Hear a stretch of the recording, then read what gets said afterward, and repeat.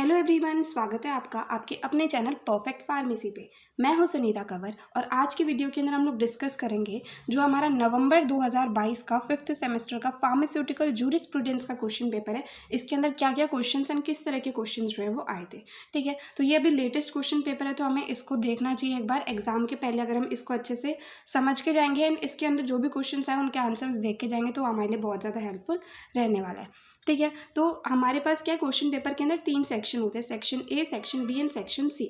Section A जो है इसके अंदर हमारे पास टोटल 10 क्वेश्चन होते हैं 2 मार्क्स के। सेक्शन बी के अंदर 3 क्वेश्चन होते हैं 10 मार्क्स के, जिसमें से 2 क्वेश्चन हमें अटेम्प्ट करने होते हैं। देन सेक्शन सी जो है उसके अंदर हमारे पास में कुछ लोगों के 5 मार्क्स के क्वेश्चन आते हैं, कुछ लोगों के 7 मार्क्स के क्वेश्चन आते हैं, बट जो क्वेश्चन होते हैं वो ऑलमोस्ट सेम ही आते हैं।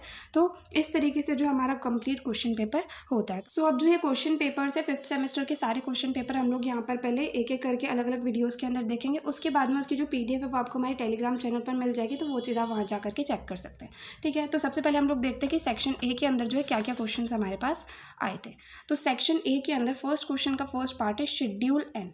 तो शेड्यूल एन जो है उसके अंदर क्या क्या आता है वो हमें यहाँ पर बताना है। ठीक है, तो जैसा कि हमें पता है शेड्यूल एन के अंदर क्या आता है, लिस्ट ऑफ मिनिमम इक्विपमेंट्स जो कि चाहिए होते हैं कोई भी लैबोरेटरी को सेटअप करने के लिए, किसी एक फार्मेसी को सेटअप करने के लिए, तो वो चीज़ इसके अंदर आती है। ठीक है, सेकेंड आता है लोन लाइसेंस। तो लोन लाइसेंस के ऊपर हमें मैक्सिमम 20 वर्ड्स के अंदर आंसर लिखना है। तो सिंपली लोन लाइसेंस क्या होता है कि कोई एक इंसान है जिसे क्या करना है कि मैन्युफैक्चरिंग करनी है, बट उसके पास खुद की मैन्युफैक्चरिंग यूनिट नहीं है एंड वो किसी और की मैन्युफैक्चरिंग यूनिट के अंदर जिसके पास पहले से लाइसेंस है वहाँ पर मैन्युफैक्चरिंग करना चाहता है, तो उसके लिए जो है लोन लाइसेंस लिया जाता है। ठीक है, नेक्स्ट आता है कॉपीराइट। तो कॉपीराइट क्या होता है, ये एक तरह का इंटेलेक्चुअल प्रॉपर्टी राइट होता है। राइट क्या होता है, ये जनरली एंटरटेनमेंट इंडस्ट्री के अंदर या फिर लिटरेचर्स के लिए, आर्ट के लिए, म्यूजिक के लिए, वीडियोस के लिए, उन चीज़ों के लिए जो है ये वाला राइट होता है। तो ये एक इंटेलेक्चुअल प्रॉपर्टी राइट होता है। नेक्स्ट आता है कॉस्मेटिक्स। तो सिंपली हम यहाँ पर कॉस्मेटिक की डेफिनेशन बता देंगे। कॉस्मेटिक सिंपली क्या होता है, एक ऐसा सब्सटेंस होता है जिसे पोर करा जाता है, रब करा जाता है, स्प्रे करा जाता है ह्यूमन बॉडी के ऊपर ब्यूटीफाई करने के लिए, मतलब ब्यूटी को इंक्रीज करने के लिए या फिर अपीयरेंस को और बढ़ाने के लिए, तो वो चीज़ जो है वो सिंपली कॉस्मेटिक हो जाती है। नाउ नेक्स्ट क्वेश्चन आता है शेड्यूल वाई। तो अब शेड्यूल वाई के अंदर क्या होता है, इसके ऊपर क्या होता है, रिक्वायरमेंट्स एंड गाइडलाइंस होती है क्लिनिकल ट्रायल्स के ऊपर जो कि import and manufacture of drugs के लिए चाहिए होती है। ठीक है, नाउ सेकेंड क्वेश्चन का first part is right eligibility conditions for chief information commissioner. तो जो चीफ इंफॉर्मेशन कमिश्नर होते हैं उनके लिए एलिजिबिलिटी कंडीशंस क्या होती है वो हमें यहाँ पर लिखनी है। ठीक है, next question is give criteria for patenting of invention. तो किसी भी इन्वेंशन के लिए अगर पेटेंट चाहिए जो कि एक इंटेलेक्चुअल प्रॉपर्टी राइट होता है, तो उसके लिए क्या क्या क्राइटेरिया आते हैं वो चीज़ हमें यहाँ पर बतानी है। तो सिंपली सबसे मेन चीज़ तो ये होती है कि वो जो उनका इन्वेंशन है वो हर तरीके से उनका ही होना चाहिए, पहले से वो इन्वेंशन करा हुआ या किसी की कॉपी करी है वो सारी चीज़ें जो है वो यहाँ पर अलाउड नहीं होती हैं। ठीक है, देन उसके बाद में ये एक चीज़ और ज़रूरी होती है कि जो चीज़ इन्वेंशन करी गई है, इन्वेंट करी गई है, वो किसी ना किसी तरीके से लोगों के लिए यूज़फुल होनी चाहिए। Next question is what is clandestine arrangement. तो क्लैंडेस्टिन अरेंजमेंट क्या होता है, ये क्या होता है, सिंपली एक एग्रीमेंट होता है डॉक्टर एंड फार्मासिस्ट के बीच में। तो इस तरीके से जो इसका आंसर आ जाएगा, बाकी अच्छे से डिटेल के अंदर आप लोग आंसर लिख सकते हैं। Next is define drug consultative committee. तो अब ड्रग कंसल्टेटिव कमेटी क्या होती है, इसकी डेफिनेशन जो है वो सिंपली हमें यहाँ पर लिखनी है। Next question is right any 2 recommendations given by हाथी कमेटी। तो हाथी कमेटी जो कि हमारे पास फार्मास्यूटिकल लेजिस्लेशंस के अंदर आती है, तो इसके द्वारा कोई भी जो 2 रिकमेंडेशंस करी गई है वो हमें यहाँ पर बतानी है। तो हाथी कमेटी जो है सिंपली सेटअप करी गई थी जिससे कि जो फार्मेसी इंडस्ट्री है इंडिया के अंदर उस चीज़ को, उसके लेवल को क्या है, इम्प्रूव करा जा सके। ठीक है, तो यहाँ पर कोई भी 2 रिकमेंडेशंस जो उनके द्वारा करी गई है वो हमें यहाँ पर लिखनी है। ठीक है, तो ये था complete section A. Now next आता है सेक्शन बी। तो ये यहाँ पर 3 क्वेश्चन हैं, इन तीनों ही जो है 10 मार्क्स के, इनमें से 2 क्वेश्चन जो है वो हमें यहाँ पर अटेम्प्ट करने होंगे। ठीक है, तो first question is explain the various licenses issued under drugs and cosmetics act 1940। तो सबसे पहले फर्स्ट एंड सेकेंड यूनिट के अंदर हमने ड्रग्स एंड कॉस्मेटिक्स एक्ट को पढ़ा था। तो अलग अलग लाइसेंसेज जो ड्रग्स एंड कॉस्मेटिक्स एक्ट के अंदर दिए जाते हैं, जो मतलब किसी को भी ड्रग की मैन्युफैक्चरिंग, सेल, इम्पोर्ट ये सब करने के लिए चाहिए होता है, तो वो सारे के सारे लाइसेंस के बारे में जो हमें यहाँ पर लिखना है। जैसे लाइसेंस हमें चाहिए होता है है schedule C, C1 and X drugs जो है उनके इम्पोर्ट, मैन्युफैक्चर एंड सेल के लिए। देन अदर देन ड्रग्स जो कि schedule X, C and C1 के अंदर आती है। उसके अलावा न्यू ड्रग की मैन्युफैक्चरिंग के लिए या फिर न्यू ड्रग के इम्पोर्ट के लिए, सेल के लिए, उसके लिए भी अलग से लाइसेंस चाहिए होता है। लोन लाइसेंस होता है, रीपैकिंग लाइसेंस होता है। तो इस तरीके से जितने भी लाइसेंस होते हैं उन सबके बारे में जो हमें यहाँ पर बताना है। ठीक है, next question is discuss contributions of various committees in the development of pharmacy profession in India. तो यहाँ पर हमें ये बताना है कि जो अलग अलग कमिटीज़ है उनका क्या कंट्रीब्यूशन है फार्मेसी प्रोफेशन को इंडिया के अंदर डेवलप करने के लिए। तो अलग अलग कमिटीज़, जैसे हमने 3 कमिटीज़ फार्मास्यूटिकल लेजिस्लेशन वाले चैप्टर के अंदर पढ़ी थी। सबसे पहले थी drugs inquiry committee, then Hathi committee and then Mudaliar committee. तो इन कमिटीज़ के बारे में जो हमें यहाँ पर लिखना है एंड इनके अंदर क्या क्या चीज़ें बताई गई थी वो चीज़ें भी हमें यहाँ पर मैंशन करनी है। ठीक है, next question is right qualifications and duties of drug inspector and second part is government drug analyst. तो ये चीज़ें हमने सेकेंड यूनिट के अंदर पढ़ी थी। तो यहाँ पर हमें सबसे पहले ये बताना है कि ड्रग इंस्पेक्टर बनने के लिए क्या क्या क्वालिफिकेशंस चाहिए होती हैं एंड देन उनकी ड्यूटीज़ क्या क्या होती हैं। देन गवर्नमेंट ड्रग एनालिस्ट बनने के लिए क्या क्या क्वालिफिकेशंस होती हैं एंड देन उनकी ड्यूटीज़ क्या क्या होती है। तो इस तरीके से जो है हमें इसके आंसर जो है वो यहाँ पर बताना है। नाउ नेक्स्ट आता है हमारे पास में सेक्शन सी। तो यहाँ पर जो है क्वेश्चंस 5 मार्क्स के हैं। यहाँ पर 5 क्वेश्चन है जिसमें से 4 क्वेश्चन हमें अटेम्प्ट करने हैं। यहाँ पर 4 क्वेश्चन है जिसमें से 3 क्वेश्चन जो है वो हमें अटेम्प्ट करने हैं। तो टोटल सेक्शन सी जो है वो 35 मार्क्स का एंड कंप्लीट क्वेश्चन पेपर जो है हमारे पास वो 75 मार्क्स का हो जाता है।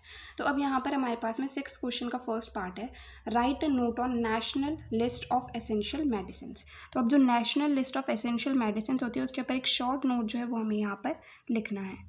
तो सबसे पहले हमें यहाँ पर ये बता देंगे हम लोग कि एसेंशियल मेडिसिन जो हैं क्या होती हैं। तो ये ऐसी मेडिसिन होती हैं जो क्या करती है, किसी भी पॉपुलेशन की जो प्रायोरिटी हेल्थ केयर नीड्स होती है उन्हें सेटिस्फाई करती है।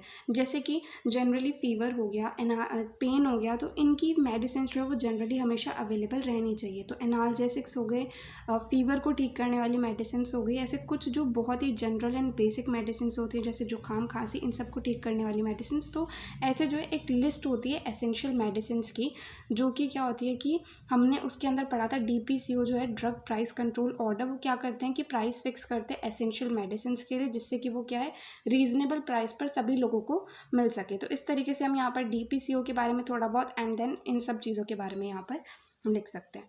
Next question is explain the conditions to grant license for manufacture of drugs specified in schedule C, C1 and X। तो यहाँ पर हमें पर्टिकुलर एक चीज़ का पूछ लिया है कि जो ड्रग स्पेसिफाइड है schedule C, C1 and X के अंदर उनके मैन्युफैक्चरिंग के लिए जो लाइसेंस दिया जाता है उसके लिए क्या क्या कंडीशंस होती हैं। तो वो सारी कंडीशंस जो है वो हमें यहाँ पर बतानी है। तो सिंपल बेसिक कंडीशंस तो ये होती हैं कि वहाँ पर जो है सुटेबल स्टोरेज कंडीशंस होनी चाहिए। ड्रग्स को स्टोर करने के लिए एकदम अच्छे से सारी की सारी जो रिक्वायरमेंट्स उसके लिए चाहिए होती है वो वहाँ पर अवेलेबल होनी चाहिए। ठीक है, देन उसके बाद में इक्विपमेंट्स जो है वो अच्छे से वहाँ पर अवेलेबल होने चाहिए। स्टाफ जो है वो कम्प्लीटली ट्रेंड होना चाहिए, हाइजीनिक होना चाहिए मैन्युफैक्चरिंग के लिए। देन मैन्युफैक्चरिंग जहाँ पर हो रही है वहाँ पर जो है ड्रग इंस्पेक्टर या फिर किसी भी एनालिस्ट को जो कि गवर्नमेंट की तरफ से आता है उन्हें वहाँ पर उन्हें परमिशन देनी होगी कि वो उन्हें आने दे। तो इस तरीके से बहुत सारी कंडीशंस होती है, तो वो सारी कंडीशंस हम यहाँ पर लिख सकते हैं। Next question is discuss the constitution and functions of drug technical advisory board. तो ये टॉपिक भी हमने सेकेंड यूनिट के अंदर पढ़ा था। तो DTAB जो है इसका कॉन्स्टिट्यूशन क्या होता है, मतलब इसके अंदर कितने मेंबर्स होते हैं वो बताना है सबसे पहले। देन ये जो एक एडवाइजरी बोर्ड है इसके फंक्शंस क्या क्या होते हैं, इनका काम क्या क्या होता है वो हमें यहाँ पर बताना है। ठीक है, next question is write a note on MTP act 1975।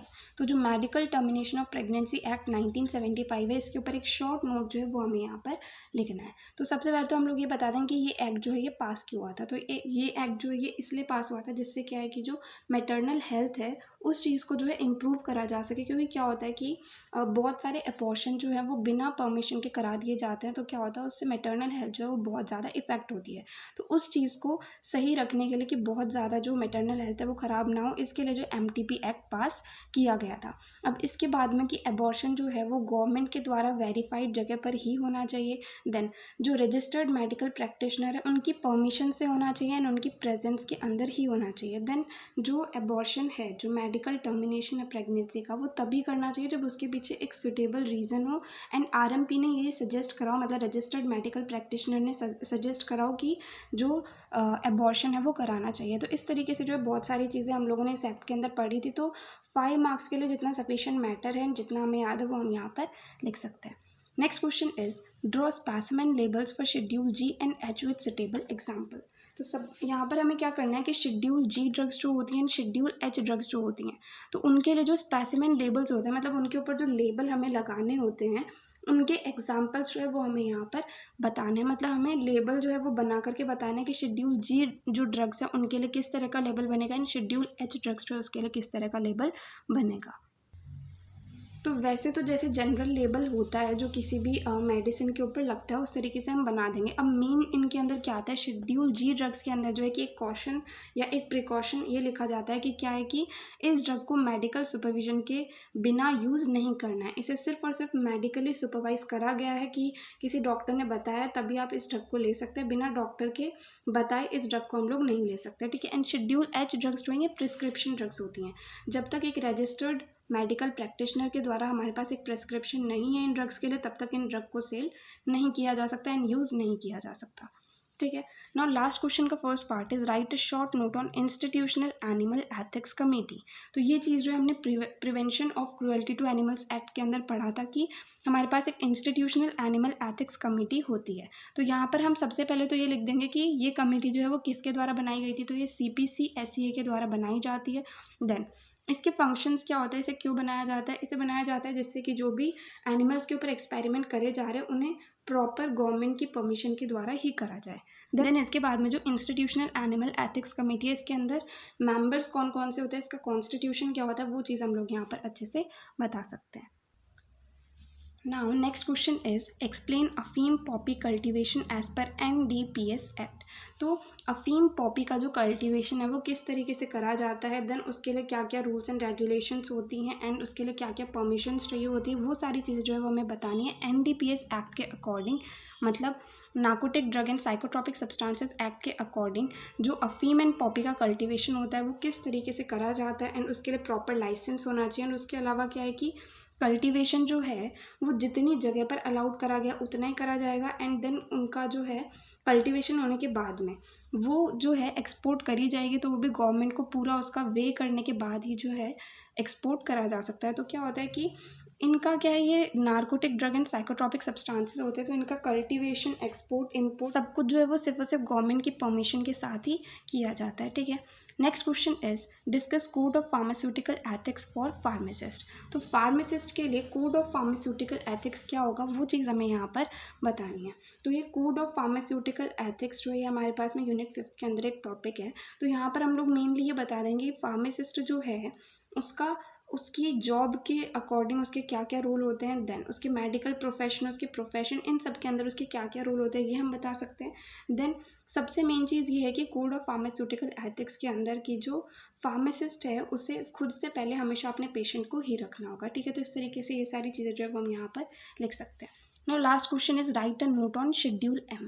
तो यहाँ पर शेड्यूल M जो है उसके ऊपर हमें एक शॉर्ट नोट लिखना है। तो शेड्यूल M जो है इसके अंदर जनरली क्या आती है, गुड मैन्युफैक्चरिंग प्रैक्टिसेस आती हैं जो कि किसी भी प्रेमाइसेस फैक्ट्री वहाँ पर करी जाती है।